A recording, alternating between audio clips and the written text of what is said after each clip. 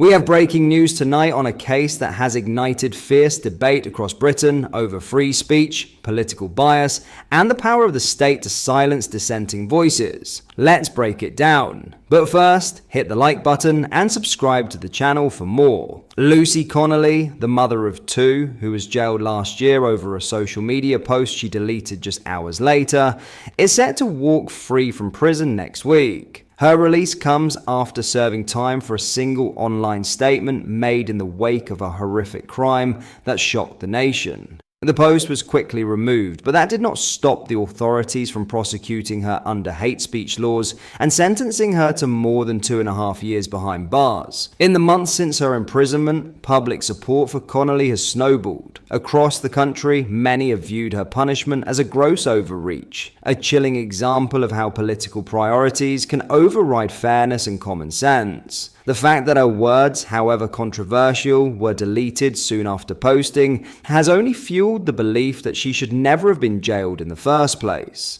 And now, the scale of the public response is impossible to ignore. A fundraising campaign launched to support her recovery and rebuilding of her life after prison has raised over £157,000. Donations have poured in from thousands of people, not just from her local community, but from across the UK and beyond. For her supporters, this isn't just about helping one woman, it's about sending a message that free speech matters and that politically motivated punishments will be challenged. But the developments don't end there. In a move that is certain to make waves in Westminster, Connolly has been invited as a guest of honour to attend a major parliamentary debate on free speech. That means just days after regaining her freedom, she will be walking into the heart of Britain's political establishment, the very institution many believe allowed this injustice to happen. Her presence will be a symbolic and powerful reminder of what is at stake when political authorities take aim at citizens for their words. For Sir Keir Starmer and the Labour government, this is not good news. What was already a controversial case is about to be given fresh oxygen, and in a setting where MPs and campaigners will be scrutinising Britain's free speech laws in public. The optics are clear. A woman imprisoned for words, released into the arms of a movement that sees her as a symbol of resistance against overreach and censorship. The timing is also politically toxic for Labour. Across the country, there is growing unease over crackdowns on speech, policing of political opinions, and the blurring line between legitimate public debate and criminalised expression. In that climate, Lucy Connolly's release and the hundreds of thousands raised in her support will only strengthen the argument that the law is being used as a weapon against those who hold certain views. Make no mistake, this case will be remembered, and as Connolly steps out of prison and into Parliament, the government will be reminded that every act of overreach creates its own backlash.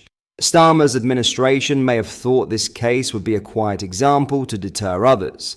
Instead, it is about to become a rallying cry. Whether you agree with her original words or not, the fact remains. Lucy Connolly has spent months in prison for a post she deleted, while others who commit far more serious crimes often walk free with lighter sentences. That contrast, and the principles it calls into question, will be front and center in the days ahead. Her release will mark not the end of this story, but the beginning of a new chapter. A chapter where questions about political bias, free expression, and the fairness of Britain's justice system will not go away, no matter how uncomfortable they may be for those in power. In other news, Education Secretary Bridget Phillipson has been criticised by the Sex Matters campaign lead, after claiming that teachers have the right to request pupils address them with gender-neutral honorifics. Speaking to the media, Fiona McAnena warned of the harmful and confusing impact on children in the classroom. When asked whether teachers would be able to ask their students to call them MX, Phillipson said, "I think teachers can make that request. But of course, what we'll be looking at is making sure that people are able to exercise their views on this topic too." Phillipson's remarks came after a primary school appointed a teacher who identifies as non-binary and asked pupils to use the title MX rather than traditional honorifics. Criticizing the request by the teacher, McAnena told the media, "It's very confusing for the children because the person that they're supposed to trust and believe for every minute of the day that they're in the classroom is now implying that she's no longer a woman. And so what sounds like something trivial, a title, is actually a very serious problem, because this is one more way that children are being taught in schools that instead of the basic reality of everyone being either male or female, there's some mystery about it, and we know that this is harmful to them.